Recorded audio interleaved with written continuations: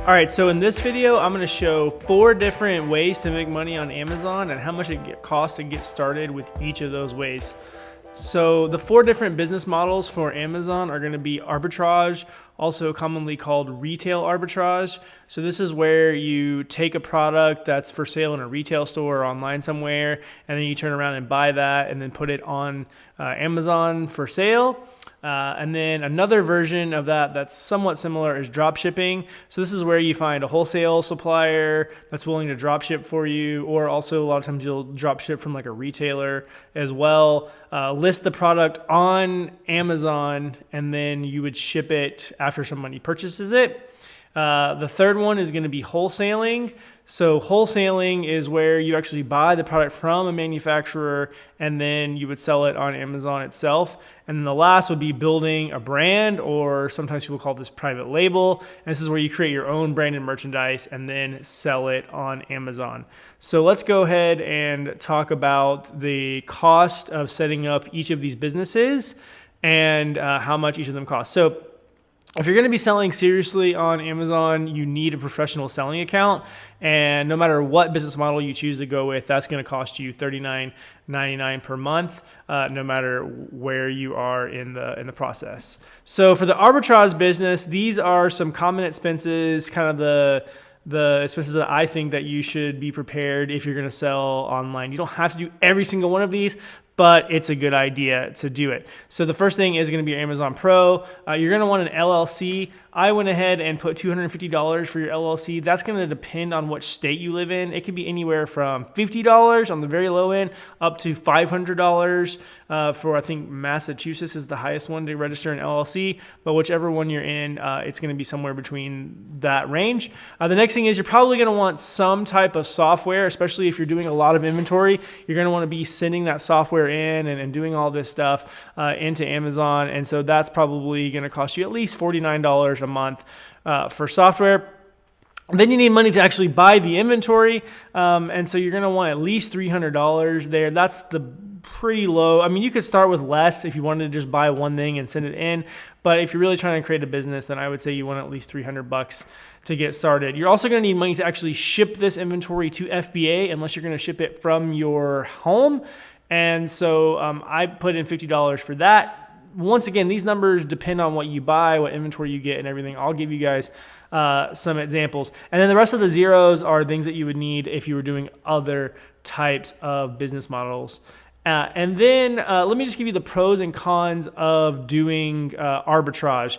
So the pros are that it does not require much cash to get started, less than $1,000 to get started. And there's also not a lot of risk because you're not putting out a bunch of money, and you're able to go and find stuff that's already selling well in the retail store and then put it for sale on Amazon. It's not quite as risky as some of the other models, and it's pretty easy to get started. You can actually get started pretty quickly, and it's not extremely complicated. It's pretty simple. You basically find stuff that people are buying on Amazon in different retailers, and then you put it for sale on Amazon and you make the margin that way.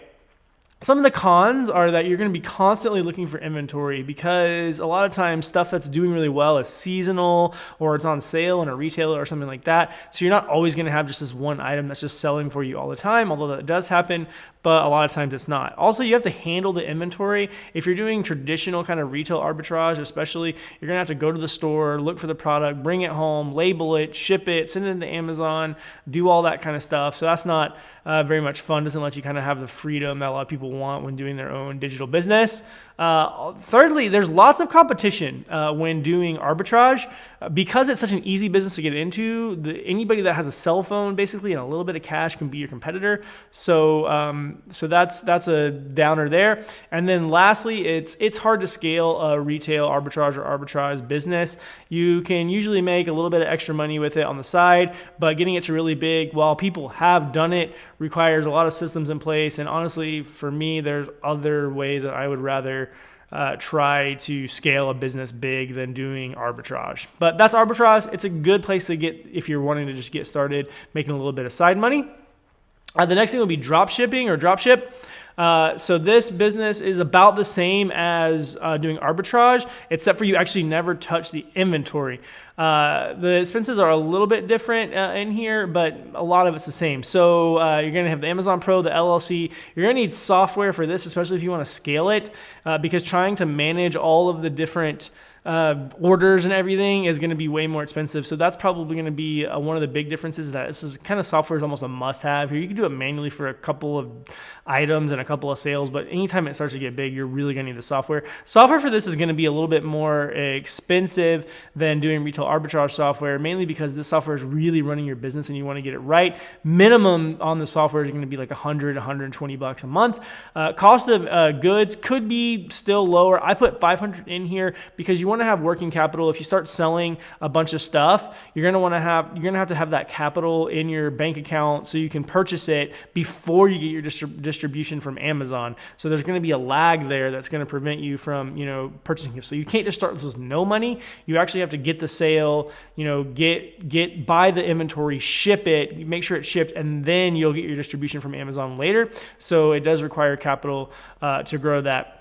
Total cost still under $1,000, maybe like $900 or something to get started doing drop shipping. So the pros and cons of drop shipping, the pros, it's a low capital requirement, low risk, because you're not actually purchasing inventory until you sell it. You don't have to actually deal with inventory and handling and everything, which is nice over doing retail arbitrage.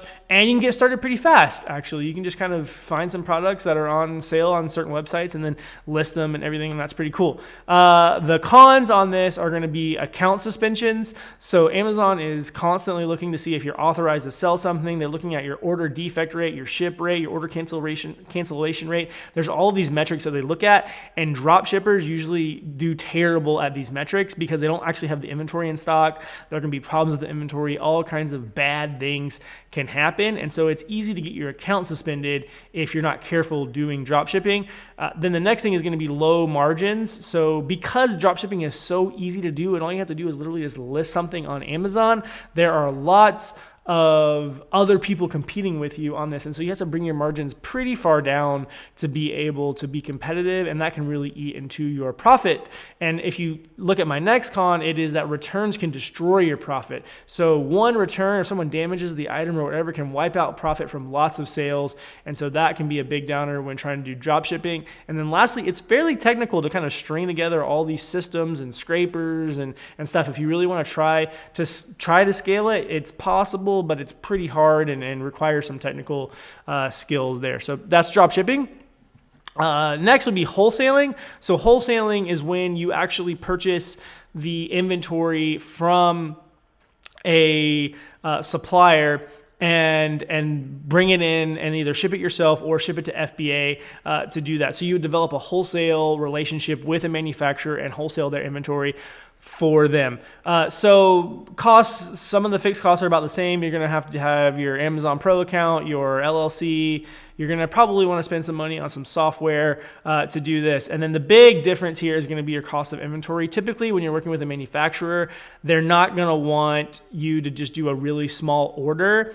And so you're probably going to need to spend at least $1,000, if not $2,000 on your orders if they're, any sizable manufacturer. A lot of times they want you to do a decent size first order to get going. You are going to have to ship that inventory into FBA from the factory unless you do it yourself from your own home. But either way, there's going to be shipping and cost involved as well. So around $2,500 or so to start up a wholesale business. And let's go ahead and jump into the pros and cons of a wholesale business. So some of the pros are you get to work with established brands. There is potential to scale there, especially if you choose the right brand, you can scale really well. You have built-in demand, and there is no need for you to develop new products, which we're going to talk about in the next business model. The cons are that finding good suppliers can be really hard, actually, to find a good supplier. There is a potential for high competition because it's still a fairly easy business model. A lot of times you're going to be competing with lots of other resellers on the same products. The capital requirements can be high, and you have to deal with the physical inventory, and usually you have to touch it and everything because it's hard to get a lot of suppliers to send it straight into Amazon for you. So the last business model that I want to talk about, this is my personal favorite, although I've done all of these, is building a brand. And it is the most expensive one, but in my opinion, it is one of the best ones for long-term success. So for this, you're going to have your pro account, your LLC, your software, and all those things. And then the real big thing is going to be the inventory cost and getting everything ready, and the marketing expenses that are really going to make this business cost more to get started. So you probably need to look at spending about $3,000 on inventory. You could get away with less if you really wanted to, but I recommend if you're going to do this, this is the model for people who are really ready to scale and make money. So I would have at least $3,000 set aside for inventory. Shipping to FBA, you're going to have to get that inventory from the factory to the Amazon warehouse, and that's usually going to be, $500 or more depending on the product that you sell. You might have engineering costs if you try to do something special and unique. It could be way more than $500, but I just threw in $500 because I think if you're doing a simple product and you want to get some drawings drawn up, you can usually do it for a few $100s. You're going to want to order samples of your product. So that's going to be working with different factories and having them air freight you samples. So I would budget at least $200 for samples. And then a lot of stuff that people don't think about on the backside is after you get the product made and into Amazon and ready to sell, you have to do something, you have to market it, right? And so I recommend having at least a certain percentage of your first order there for promotion. So I'd say $1,500 on a $3,000 order just for promotions. This is going to help you do rebates and coupons and stuff like that to get your reviews and get your sales velocity going so you can start ranking in Amazon. Then you're also going to want to set aside some money for photography and branding. So unless you are an expert photographer and graphic designer, I would set aside around $500 to $1,000 for professional branding and product photography. And then you're also going to want trademarks and things like that so you can get brand registered and all those things. That's going to cost you around $750 or more or less depending on who you use and what service. So all around about $7,500 to get started with private label. You can definitely do it for less. You can cut some of these things out. But if you want to be conservative and make sure that you're funded well enough, I would budget that kind of money, which sounds like a lot, but it's really not if you look at what the businesses can do for you. So I just wanted to go through some of the pros and cons of building your own brand. So the pros are there's a great opportunity to scale. It's easy to find suppliers. And you can build a business that's actually sellable, that you can sell for multiple times earnings, which is really great. And if you do it right and you send everything straight to FBA, there's no need to handle inventory. So this is a business that you can do kind of from a laptop and do that kind of fun stuff, which is awesome. The cons are that it requires a higher capital requirement. It's higher risk. You need to be able to create a product, at least find something and make it a little bit unique. And you need to be able to market a product. You actually have to be able to work on those things. You can hire people to help you with it, but you should have some interest in learning how to market a product and everything. So for the balance of this video, I'm going to jump into a couple examples of opportunities for some of these business models and how I would go about finding it. For retail arbitrage and drop shipping, I'm going to lump those two together. This is an example of a product that you could do for retail arbitrage and drop shipping. So this is an actual IKEA shelf that I found on Amazon. It's selling for $169.99. And if you look at it right here, this same shelf, if I do this view right here, this same shelf is selling for $59.99 on IKEA's website. And so this is a potential for a drop ship or a retail arbitrage. Right now, actually, you cannot, they're not doing shipping right now, so it's really only a retail arbitrage opportunity. But if you live near an IKEA, you could go pick up one of these things for $60, and then you could either ship it to FBA or ship it from your home and send that into Amazon and make the money. Okay, so for this product, it's $169.99 selling on Amazon right now, and it looks like you would net $125 before cost of goods. Let's go ahead and put the cost of goods on here at $59.99, and then shipping this thing to Amazon. I'm not including sales tax in here too, so let me just go ahead and pump that up to $65. And then shipping this thing to Amazon would cost you, let's say it's the same as the FBA fee, so $24. And let's calculate that. right, so your net on this is $36.52 is what you would net out on this thing if you got it for $65 including tax and $24 to ship this thing to Amazon. If you ship it from your home, you might make a little bit more money as well. This one on Amazon, it looks like it is actually being shipped from this person, so it's not FBA, so you could probably win the buy box if you had a good enough feedback to kind of come in below these guys. So this is an idea of doing kind of retail arbitrage or drop shipping kind of things. This item you can't really drop ship because they're not doing online orders right now. But if you live near an IKEA, you could pick it up. But you could also get the idea. There's ways to do drop shipping from retailers like IKEA as well if they do delivery. So now let's talk about, actually I want to show you a couple other things. So if you're going to sell on Amazon, I highly recommend that you have a sales estimator tool.